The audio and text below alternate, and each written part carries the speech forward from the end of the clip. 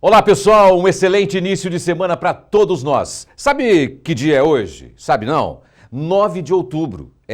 Dia 12 agora quarta-feira, dia quinta-feira vai ser o dia de Nossa Senhora Aparecida também, dia das crianças, né? Agora são 8 horas e 30 minutos. 8 horas e 30 minutos. Hoje nós vamos falar sobre um tema preocupante, o alcoolismo. Tem algum problema aí que você conhece? Vamos ter também um debate sobre reforma tributária. E você ainda vai saber mais sobre as atividades importantes para o cidadão que vão acontecer aqui na Assembleia Legislativa. Agora nós vamos começar falando sobre reforma tributária.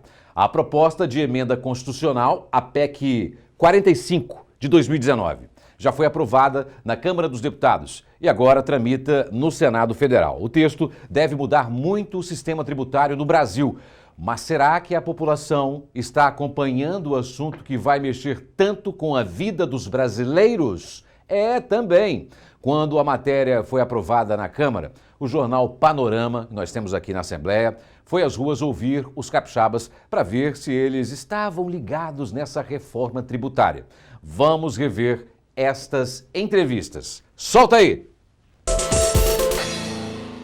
Destaque na agenda nacional, a reforma tributária foi aprovada na Câmara dos Deputados e encaminhada para o Senado. Muitos especialistas a consideram necessária porque o sistema tributário do país é muito complexo e um entrave para a própria economia. Entre as mudanças está a unificação de tributos e também a revisão de taxas de determinados produtos. Mas afinal, você sabe o que tudo isso vai mudar no nosso dia a dia? Não estou entendendo nada, não. Acho que não sou muito nem de assistir muito jornal por causa dessas coisas. Não preciso mais de explicações, entendeu? Então, na verdade, eu não me aprofundei no assunto. Eu sei que está rolando isso, né? Está acontecendo, mas como não é a minha área de ligação direta, eu acabei não tendo consciência ainda do que pode alterar no meu trabalho do dia a dia. Confesso que terei que buscar mais informação sobre isso daí. A gente também não está tão aprofundado assim no conhecimento de toda a reforma, mas a gente está ciente que já foi aprovado na Câmara dos Deputados, agora vai estar tramitando no Senado, mas na realidade a reforma em si toda a gente só vou parar às vezes até para analisar também depois de sancionada, né? Eu sei que tem muita coisa diferente acontecendo com relação a isso e me preocupa um pouco algumas questões desses documentos que estão sendo aprovados atualmente. Particularmente, eu estou acompanhando um pouco mais do assunto por ser estudante de Direito, isso faz parte da nossa rotina, mas confesso que é um assunto muito complexo, não só as reformas detalhadamente jurídicas, mas toda a questão política envolvida por trás dessa situação, então é bem provável que o resto da população não tenha conseguido acompanhar exatamente o que tem acontecido. Inclusive, ouso dizer que se um cidadão comum parar para ler esse tipo de mudança, ele não consiga descobrir exatamente quais são os aspectos práticos sozinho. É necessário acompanhamento com um especialista para conseguir esclarecer todas essas mudanças. Legal as entrevistas aí com a nossa repórter Gabriela Zorzal. Você viu aí que pouca gente está ligado na tramitação da reforma tributária, mas é preciso que as pessoas acompanhem mais de perto o andamento e o conteúdo desse projeto. Aqui na Assembleia, inclusive, já foram realizados vários debates sobre o tema. Um deles foi um seminário amplo com participação de deputados estaduais, federais, integrantes do governo do Espírito Santo e também do governo federal. Foi uma reunião feita com o presidente da casa, Marcelo Santos, ele que propôs. As reuniões por aqui foram para tentar evitar que o Estado perca a arrecadação por conta das mudanças propostas na reforma. E agora nós vamos entender melhor, você também, tudo o que está acontecendo em relação a essa iniciativa. Nós convidamos a Tânia Amara Vilela. Tânia Amara Vilela. Ela é economista e especialista em administração pública e conversa agora com o nosso super repórter Eduardo Dias. A Tânia vai explicar o que muda e como essas alterações podem impactar na prática, na vida de cada um de nós. Bom dia, Eduardo Dias e Tânia. Manda um abraço para a Tânia aí, viu, querido amigo?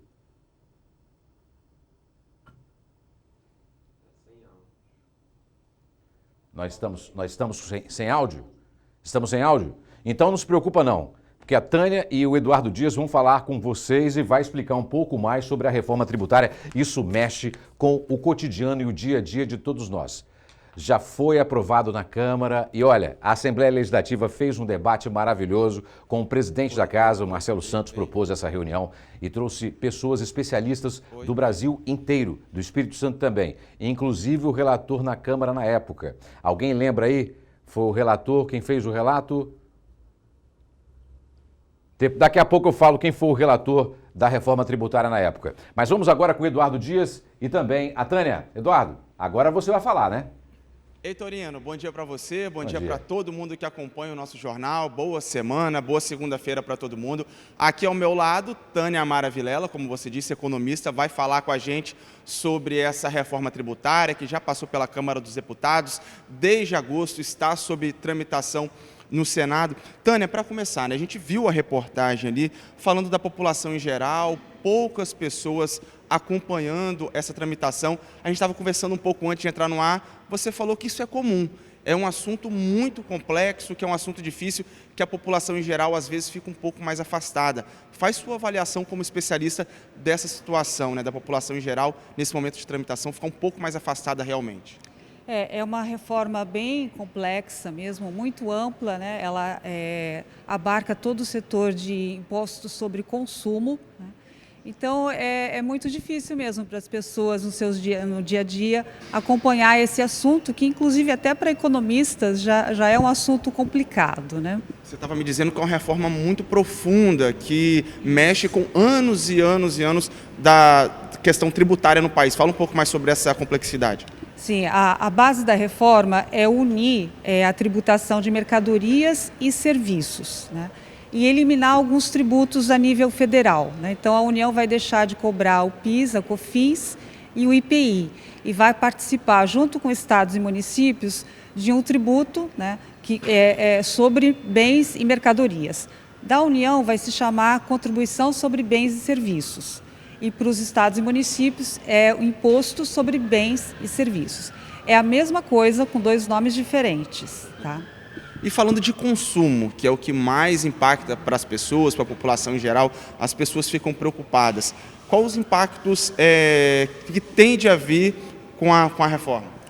Bem, nós avaliamos, né, e vários economistas e juristas também têm expressado uma certa preocupação com três aspectos muito importantes, né? O primeiro é sobre a legislação. Vai haver um impacto muito grande na reforma das leis complementares que regem essa tributação sobre consumo, tá? Então, a gente tem aprovada a reforma, o Congresso vai ter 2 anos para reformar toda essa legislação, tá? E ainda construir sistemas, né? Sistemas para arrecadação e repartição dos recursos entre os entes federados, tá? Essa é uma das preocupações. Isso pode gerar mais insegurança jurídica, mais questionamentos em questões jurídicas, né? A outra preocupação é com relação ao impacto na economia, né? Na medida que se joga todo o setor de serviços para dentro de um sistema de cobrança tipo IVA, que é o sistema onde há créditos e débitos, né? Isso pode impactar no preço de alguns serviços, tá? Não serviços que estão no Simples Nacional, né? Mas serviços de empresas que têm um faturamento acima de 4 milhões, mais ou menos. Um outro pouco de preocupação é a questão da arrecadação dos estados, que pode cair para alguns, aumentar para outros, enfim. Como que você avalia esse cenário e pode falar um pouco do Espírito Santo? Qual a expectativa aqui para o estado? Então, esse é também um potencial de conflito, né, entre municípios e entre estados, porque a reforma ela não se restringe a simplificar a tributação sobre o consumo. Como ela faz uma mudança muito forte da tributação da origem para o destino, isso vai impactar na repartição da receita entre os municípios e entre os estados, tá? Então, existe uma preocupação das grandes cidades de estar perdendo recurso, né, porque vai abrir mão do seu imposto sobre serviços, o ISS, que é o principal tributo próprio das cidades, né? Os estados, por sua vez, vão abrir mão de sua autonomia de conceder incentivos fiscais, né? Então, é uma revolução assim, em termos federativos, né? E atualmente o debate é muito forte, né, entre os setores que representam os estados e os municípios. Fala um pouco também para a gente sobre imposto seletivo, que vai atingir algumas áreas, por exemplo, produtos nocivos ao meio ambiente. Tem realmente essa situação? O que a população pode esperar? Então, esse é mais um ponto de indefinição, né? A gente não tem definição das alíquotas também, tá? É até difícil de fazer projeções de impacto, porque a gente não sabe quais serão exatamente as alíquotas desse IBS. E o imposto seletivo também, não se sabe qual será a alíquota e nem quais serão os bens a serem tributados. Porque a forma como foi colocada na PEC, né, na proposta de emenda, são produtos, assim, é muito vago, muito amplo, né? Porque você tem uma série de produtos que fazem mal à saúde e ao meio ambiente. Então, não sei se vai ser o caso de construir uma lista sobre esses serviços, né?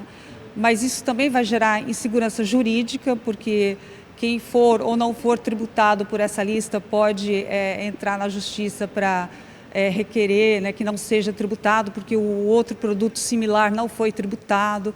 Então, existem muitos pontos de insegurança dentro dessa proposta. Quando a gente fala de reforma tributária, muitas vezes volta aquele tema da questão de taxação de grandes fortunas. A senhora estava me explicando, antes da gente começar a entrevista, que esse imposto ainda não está sendo discutido nesse momento. Fala um pouco mais sobre isso, mas o que seria essa taxação de grandes fortunas? A proposta do governo, inicialmente, é reformar a tributação sobre o consumo, tá? A tributação sobre renda, ou sobre grandes fortunas, ou sobre dividendos, isso vai ser um passo adiante, né? Acho que depois de resolvida a questão da tributação sobre o consumo, aí vem a discussão toda sobre o imposto de renda, né? O ideal, assim, seria haver uma tributação mais forte no imposto de renda e mais suave no consumo. Mas como o Brasil é um país que não tem a renda ainda, né, baixa na média, né, então é normal que se haja um grande peso na tributação do consumo e nem tanto na renda, né? Mas acho que tem que se buscar um equilíbrio, né, melhorar um pouco mais a tributação da renda, principalmente dos grandes ganhos. A senhora falou que muitas taxas, muitas alíquotas ainda precisam ser discutidas, precisam ser definidas. A gente tem um longo caminho aí pela frente, então. Tem muita coisa para ser resolvida. Tem muito ainda. E o processo de transição que foi proposto é um processo bastante longo, né? Por exemplo, de 2026 a 2032, nós vamos conviver com 2 sistemas tributários simultaneamente, né? Ao mesmo tempo que continuaremos pagando ICMS e ISS, o IBS vai ser introduzido. Então, vamos pagar também o IBS. O ICMS e o ISS só serão extintos em 2033. Tá? Aí, a partir daí, seria só o IBS. Tem a criação de fundos também, né? Explica um pouco sobre isso. Sim, um percentual pequeno dessa arrecadação do IBS, são 3%, vai ser destinado para compensar cidades ou estados que tenham tido uma queda muito grande na arrecadação, né? Nessa mudança da origem para o consumo, então haveria alguma compensação para essas cidades. Entendi. Né? E quando a gente fala de imposto, muita gente que está ali na rua, se a gente for conversar, o que as pessoas estão preocupadas geralmente é com o preço da passagem, o preço da gasolina, do combustível, o preço da comida. As pessoas podem ficar... Qual a expectativa? Já para ter um impacto já a curto prazo, ou a gente está falando de uma coisa que vai impactar daqui 2, 3 anos? Olha, tem alguns setores que estão ganhando um certo benefício nessa reforma, né? Por exemplo, transporte, alimentação, eles terão alíquotas reduzidas. Então, possivelmente não haja um impacto de inflação direto nesses serviços, né? Combustíveis também, né? Tem um outro sistema de tributação, né, diferenciado, né? Agora, se uma parte do setor de serviços sofreu um impacto de preço, isso pode se repercutir no restante da economia. Entendi. Tá? E para finalizar, Tânia, fala um pouco mais sobre essa tramitação. Passou pela Câmara dos Deputados, desde o início de agosto está no Senado. Como é que funciona a partir de agora?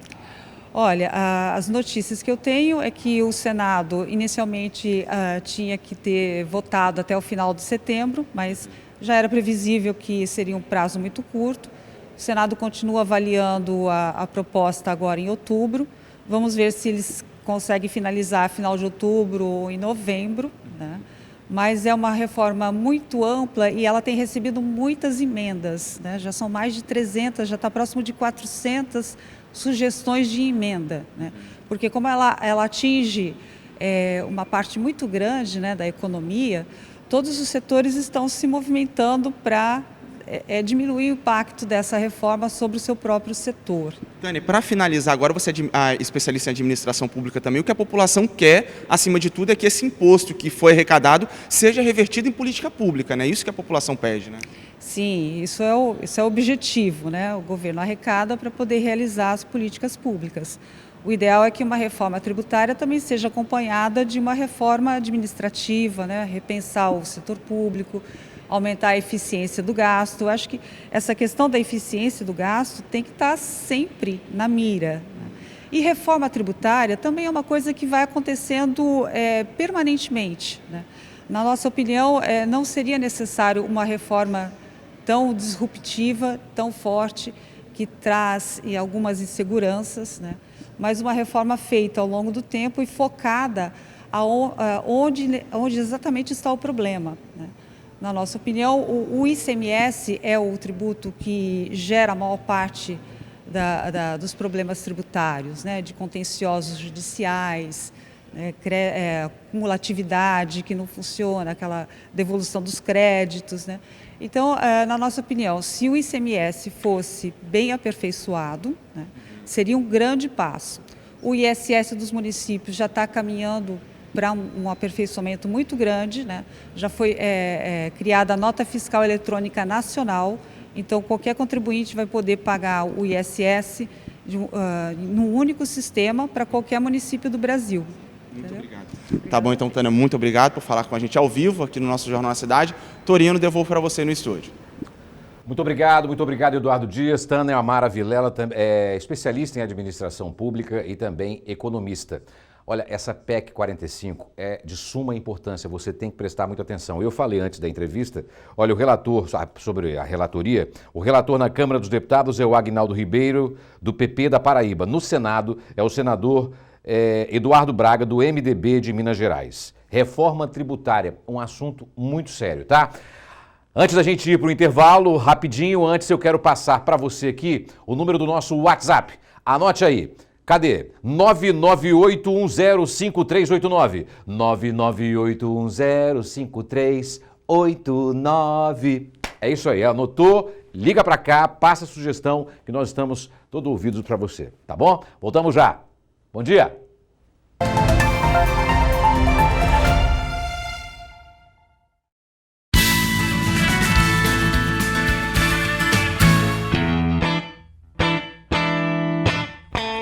No final da Orla de Camburi, em Vitória, está o Atlântica Park. Com 19 mil metros quadrados, o local reúne campo de futebol, pistas de bicicross e skate, academia, parquinho para crianças e praça para os animais. Também há espaços para descanso e contemplação, com bancos, jardins, decks e pergolados. O local conta com banheiros, duchas, bicicletários e é acessível a pessoas com deficiência. No parque são realizadas atividades sociais, culturais, esportivas e de lazer. O espaço foi construído por empresa privada de mineração, mas é administrado pela Prefeitura da capital. O Atlântica Park fica no final da Orla de Camburi, em Jardim Camburi, próximo ao viaduto Araceli Cabreira Crespo. O local é público, aberto e de acesso livre. Ótima opção na capital capixaba para lazer e esporte, ou apenas para parar e descansar um pouco da rotina corrida, contemplando a vista da praia. Atlântica Park, visite e encante-se.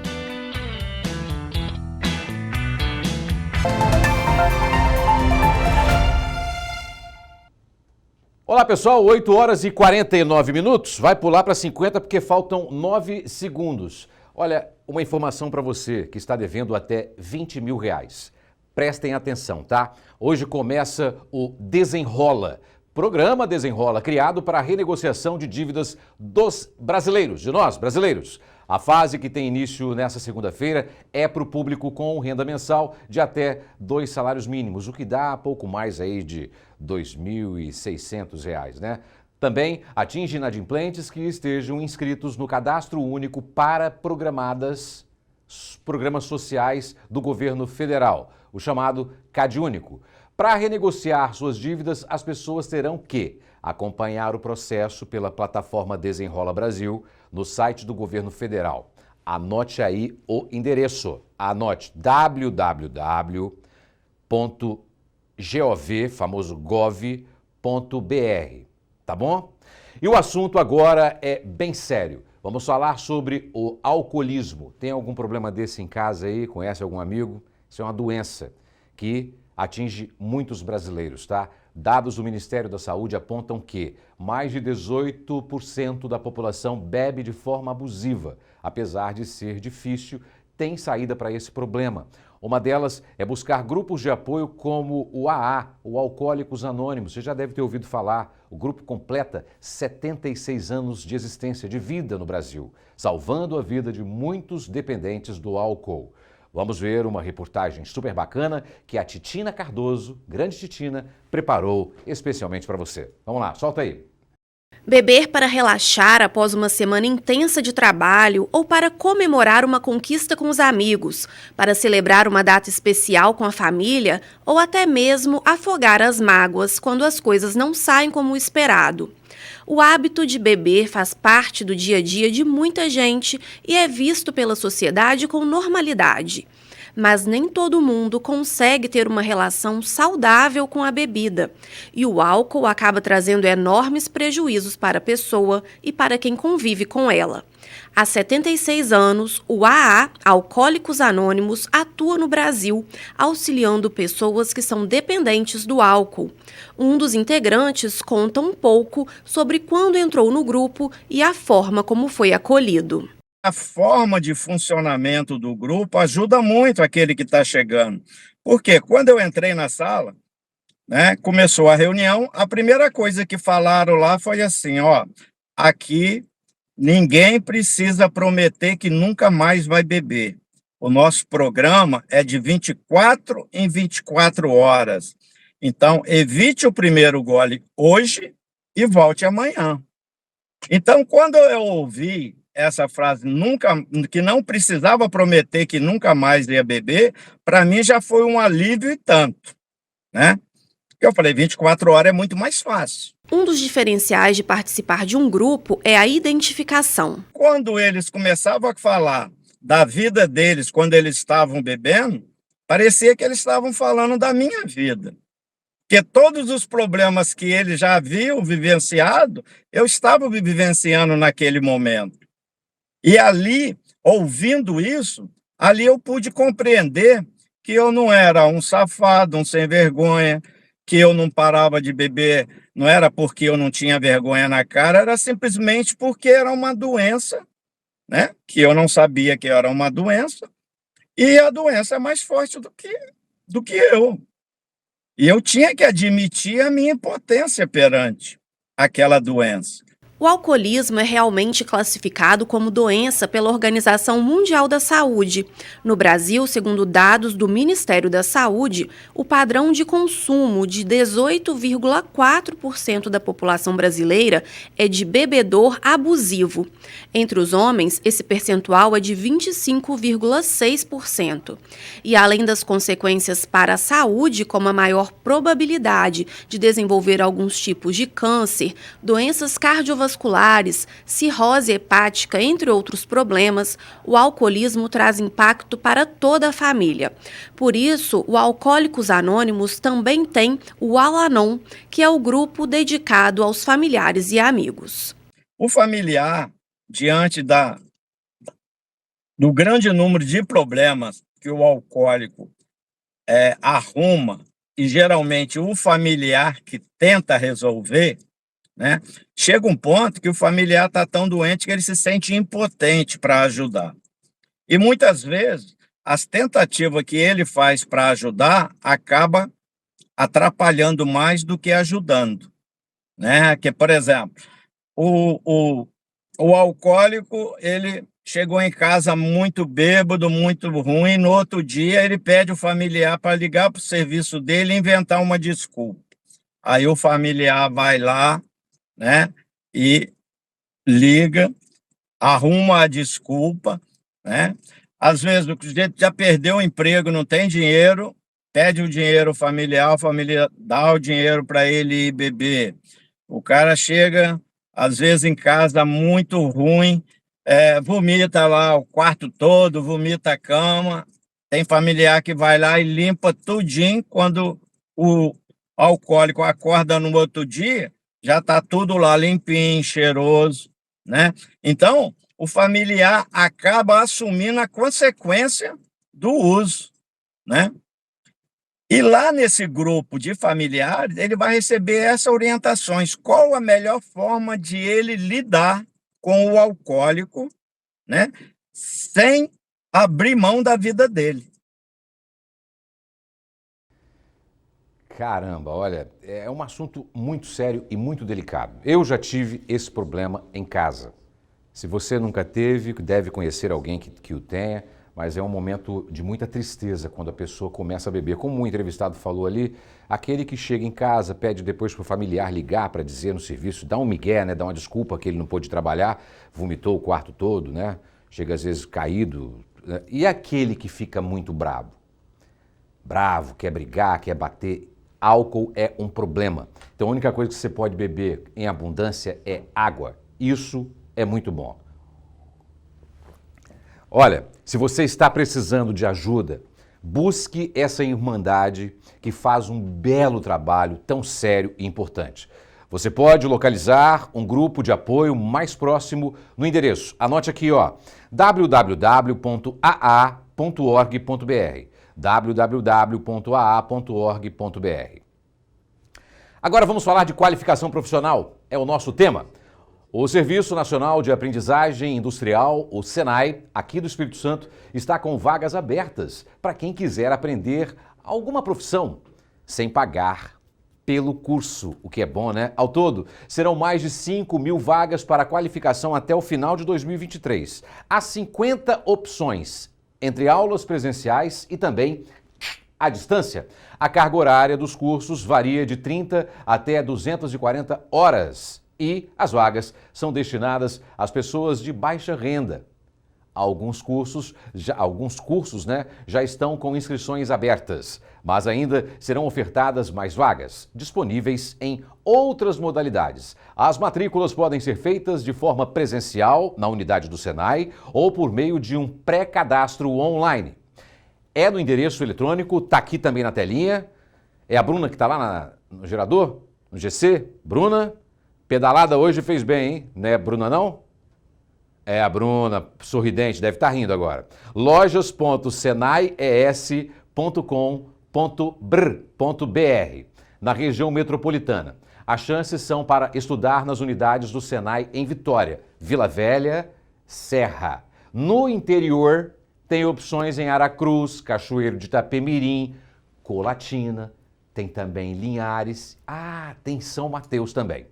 Agora está na hora da agenda de trabalho aqui na Assembleia. A semana vai ser mais curtinha por conta do feriado de 12 de outubro, dia da padroeira do Brasil, Nossa Senhora Aparecida, como eu falei no início, e também Dia das Crianças. Mas, mesmo assim, temos muitas atividades com temas de interesse da população. Quem traz a programação é a repórter Gabriela Zorzal. Gabi, é com você.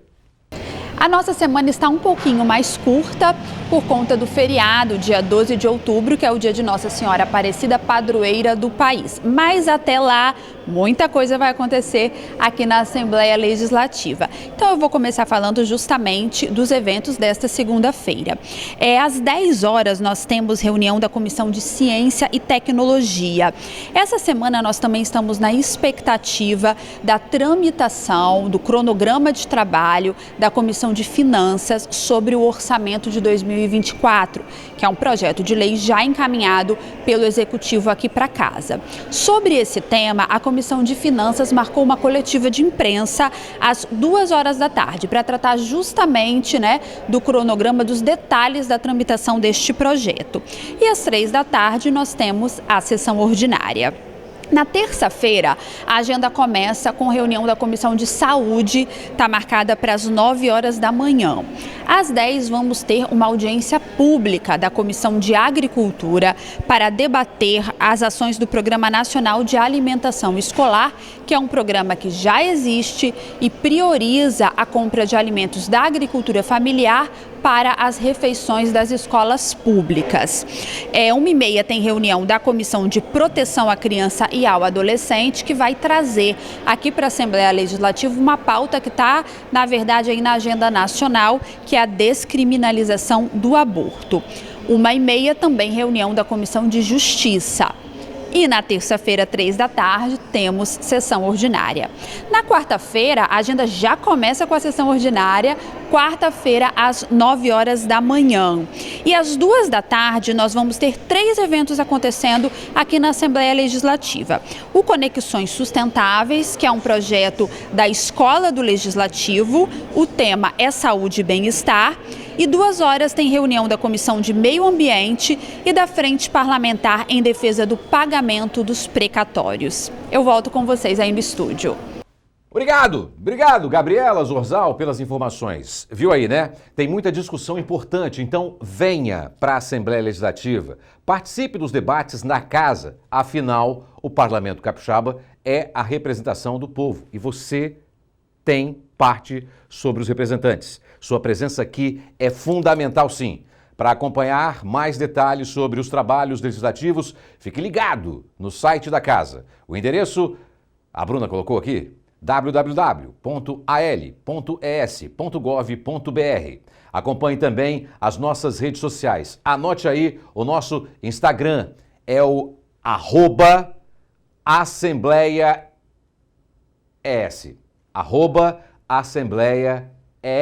Fácil. Assista também ao jornal Panorama, que vai ao ar de segunda a sexta-feira. Você já assistiu alguma vez? É às 10 da noite. Se você quiser ver tudo o que vai ao ar na nossa emissora ou rever algum programa nosso, dá uma olhadinha lá no YouTube. O endereço, a Bruna colocou também, youtube.com/ tem a barra aqui, a barra do lado de cá. Como é que é? /Assembleia-ES. youtube.com/Assembleia-ES.